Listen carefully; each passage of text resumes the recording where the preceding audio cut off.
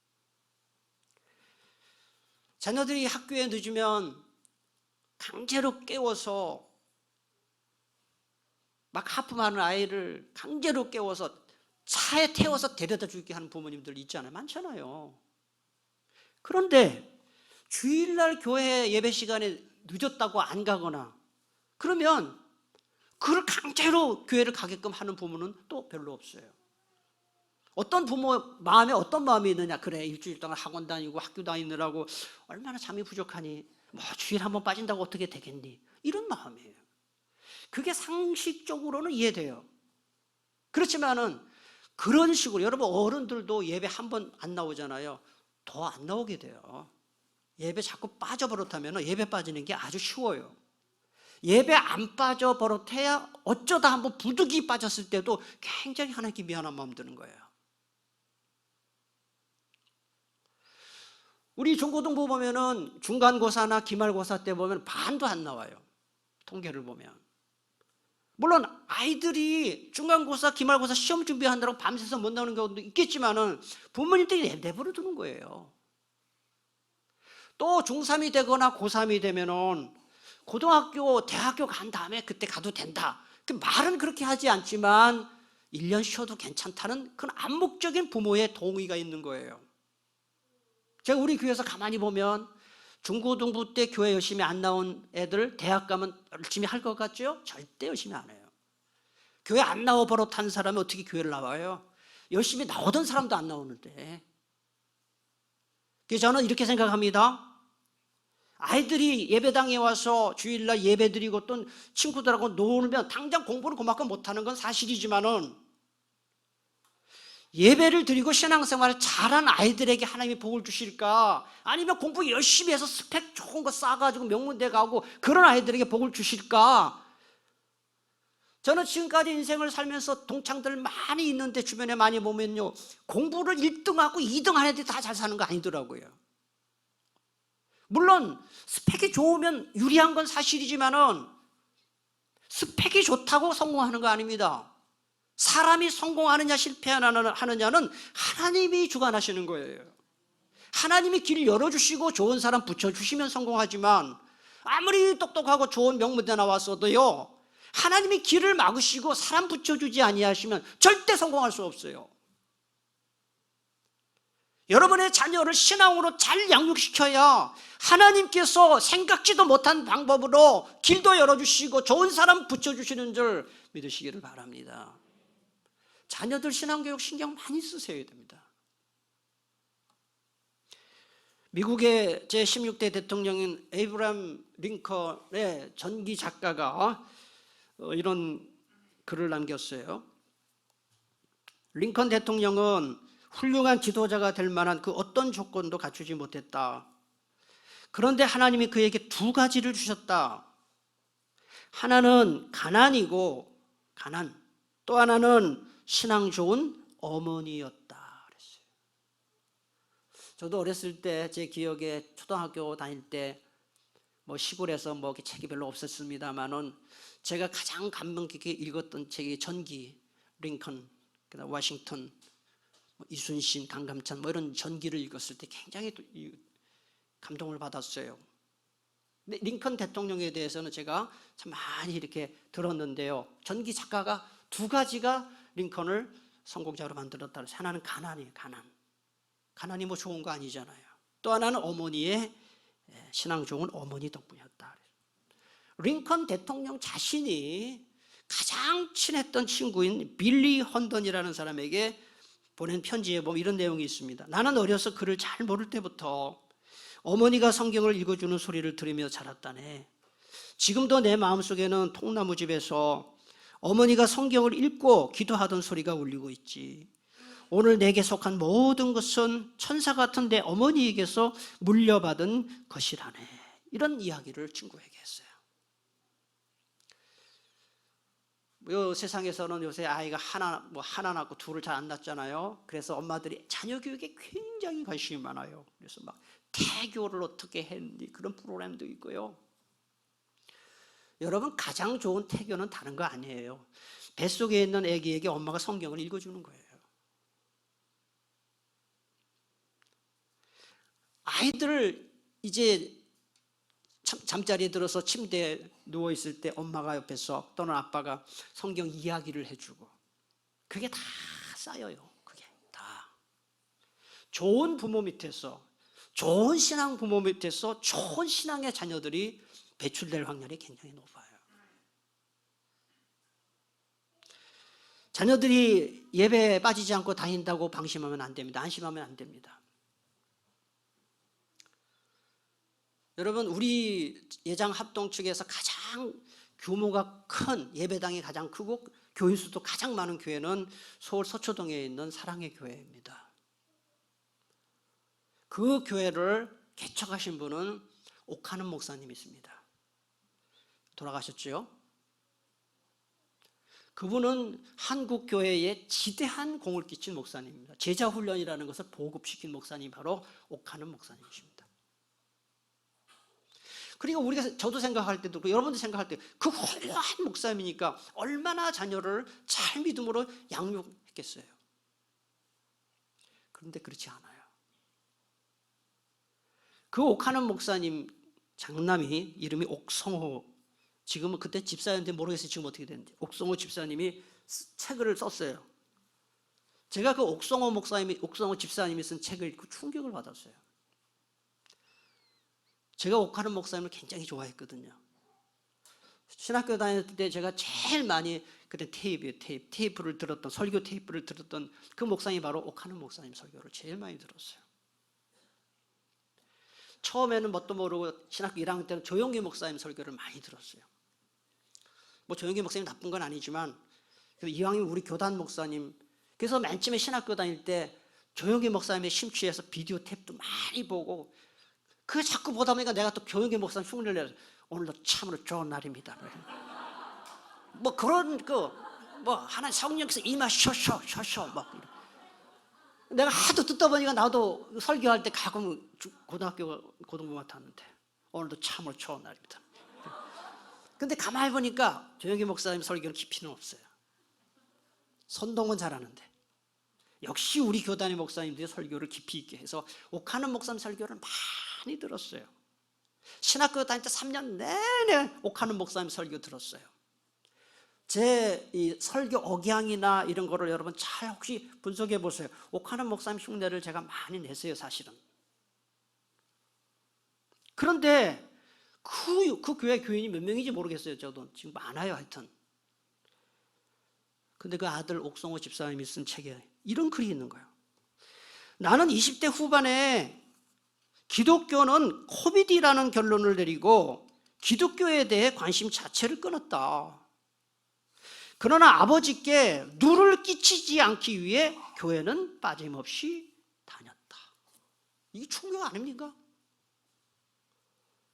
이 책을 냈을 때 옥하는 목사님이 살아계실 때 이 책을 냈습니다. 그리고 이 책을 낼 때는 옥성호 집사님이 다시 돌아와서 신앙생활을 잘할 때 과거를 고백한 겁니다. 제가 이 글을 읽으면서 충격을 받았고, 어떤 충격을 받았느냐 하면, 목사 집안이라도 아이를 신앙으로 양육하지 않으면 겉으로는 교회 다니지만 하나님 안 믿는구나. 제가 교제하고 있는 목사님들 중에, 그래도 유명한 목사님 중에 자녀들이 교회를 안 나가서 기도 제목 내놨는데 우리 딸 교회 오게 해달라고 기도 제목 내놓고, 그런 목사님들이 가끔씩 있어요. 여러분, 목회자 자녀도 이렇다고 한다면 평신도인 여러분 자녀들은 얼마나 더 하겠냐는 것이죠. 과거에 중고등부 때 열심히 교회 안 빠지고 다녔는데 청년부에서 보이지 않는 아이들 많습니다. 이 자리에 계신 부모님들도 계실 거예요. 네? 미국 교회에는 PK는 PK다라는 말이 공공연하게 회자되고 있다 그래요. 이 PK는, PK라는 말은 Pastor's Kid, PK is Problem's Kid. 무슨 뜻이에요? 목사 자녀가 문제하다. 목사가 목회하느라고 교회 일하느라고, 교인들 돌보느라고 자기 가정, 자기 자녀를 돌보지 않아서 애들이 다 문제아가 됐다. 그 얘기입니다. 미국에서 돌아다니는 이야기입니다. 근데 저는 이것이 결코 미국 얘기가 아니라고 생각합니다. 사랑하는 교회 여러분, 여러분 자녀는 여러분만큼 신앙생활을 하고 있나요? 아예 교회 발을 끊고 있는 자녀들도 있지 않습니까? 과거에는 다녔는데 지금 안 다니는 자녀도 있지 않습니까? 어떻게 되겠습니까? 제가 얘기했습니다. 과거에 어릴 때 교회에 다녔던 자녀가 지금 교회 안 나온다고 절망하고 포기할 필요 없어요. 그들을 돌아오게 하시는 분은 하나님이시고 그들이 돌아오도록 역사하시는 분은 하나님이신데, 하나님은 그냥 그렇게 돌아오게 하지 않고 부모의 눈물의 기도를 들으시고 아이들을 돌려보내시는 겁니다. 그래서 부모가 눈물로 기도해야 되는 거예요.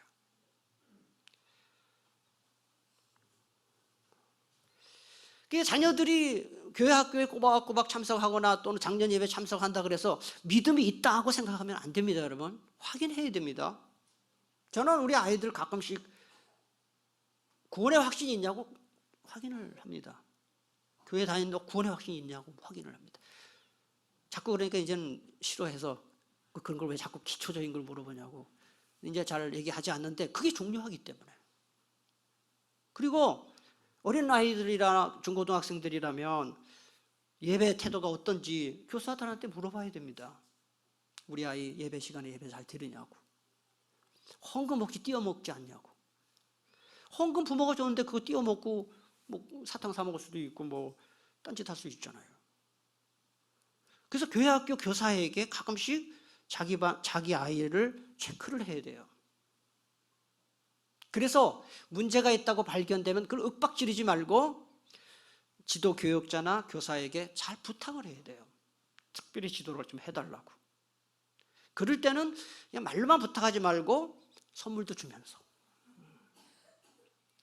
여러분, 사람은 뭔가 그래도 부탁할 때 손수건 하나라도 주면서 부탁해야 더 신경 써요. 그 사실이에요. 그건 어쩔 수 없어요. 지금 자녀를 위해서 눈물로 기도하지 않으면, 잘 들으세요. 지금 자녀를 위해서 눈물로 기도하지 않으면 나중에 부모의 눈에서 피눈물 날 수도 있습니다. 눈에 넣어도 아프지 않는 자녀가 애물단지가 되면 안 되죠. 저는 부부 사이가 안 좋은 것도 불행이지만 자녀들하고 대화가 통하지 않는 부모가 있다면, 그런 가정이 있다면 그거 참 불행하다고 생각해요. 부모와 자식 간에 대화가 통하지 않는 이유가 많겠지만, 뭐 어제 대화법에 대해서 얘기했지만 그거보다 더 중요한 게 뭐냐, 신앙이 다르면 절대 대화 안 됩니다. 절대 대화되지 않습니다. 부부 간에도 그렇습니다. 신앙이 다르면 대화가 한계가 있습니다. 가치관이 다르기 때문에.